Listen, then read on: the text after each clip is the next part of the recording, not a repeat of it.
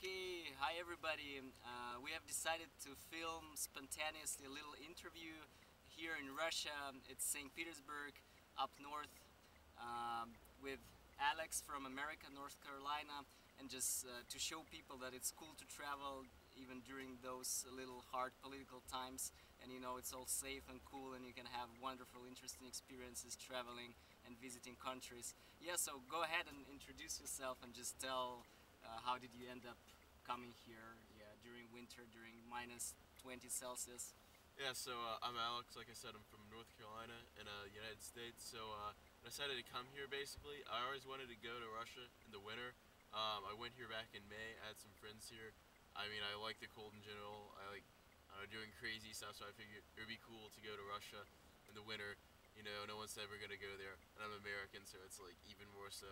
Like, what are you doing, an American in Russia?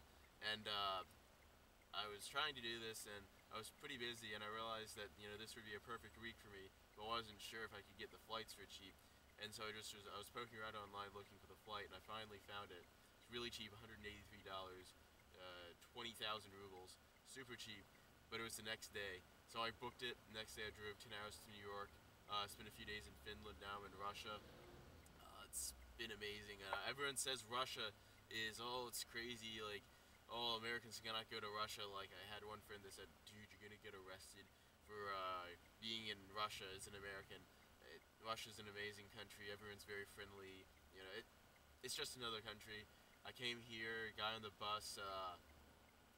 We made friends on the bus, and he couldn't host me, but his friends were just like, come to our place. We went to some social club. Then we went to lake. I jumped naked into the frozen lake. It was amazing. Then stayed with my two new friends here randomly. Back when I was in Finland, I met a beautiful Russian girl. Spent 2 days with her, just all spontaneously. The website Couchsurfing is really cool, and spending 2 more days here in St. Petersburg. Then I have an epic trip back home, but trip has definitely been worth it. It's been an amazing experience.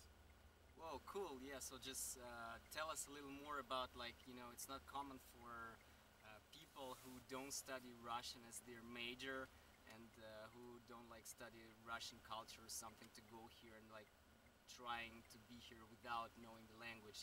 So how was it for you to be here not knowing Russian? Like, what type of experience did you have?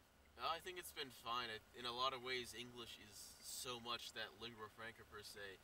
It like I find people like you that speak English, so I think it's not difficult. But then at the same time, nonverbal communication goes a long way. I have no issues with it, and yeah, it's fine. I think a lot of people are like, oh, you don't know the language, but yes, I think it's great. I've had no problems here.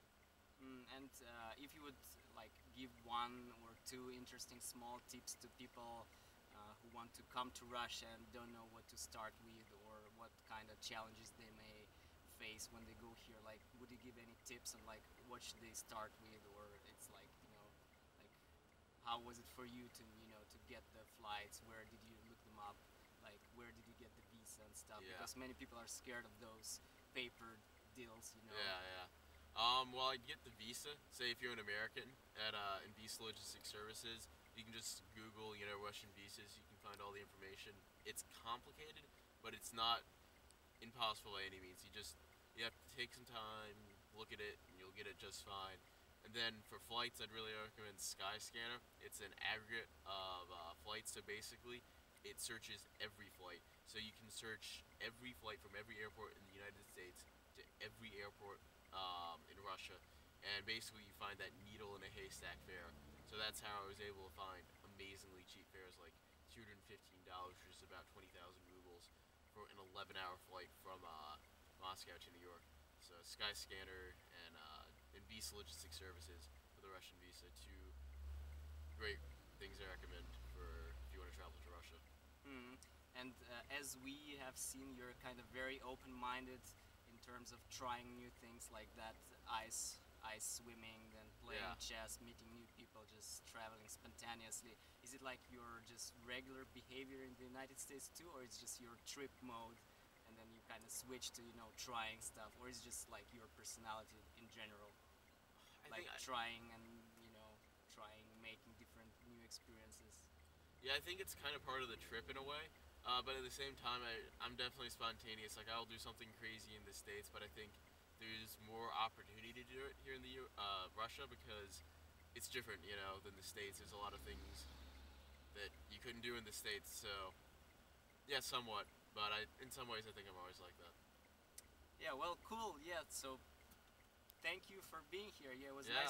nice to meet you, man. Yeah, It was absolutely. awesome. Yeah, nice to meet you. Hope to see you again. Yeah. До свидания.